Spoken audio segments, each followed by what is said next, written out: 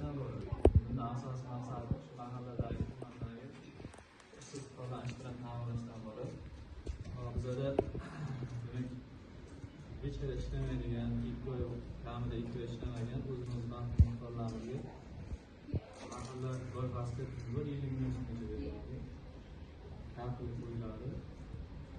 Navbat mahsulotlar olsa bo'ladi. 5 yilga beriladi, 25 foizda.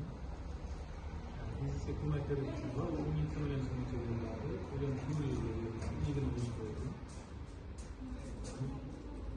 Sog'lik faoliyatini shug'ullantirayotgan fuqarolarga 312 inson qaror bersin, 300 million so'mgacha, 100 million so'mgacha sug'urta orqali tezkor 100 milliondan oshgan qismi garov orqali beriladi. Bundan tashqari 11 inson qaror bersin, institutni bitirganlarga yaxta ochgan yoki firma ochgan bo'lsa yoki bitiruvchidan ishga olayotgan tadbirkorlarga ularga 7 yil yoki 2 yil imtiyozli bilan 18 foizdan ketadi. Bundan tashqari ayollarga hamroh ayol investitsiya bu 21 dan beriladi.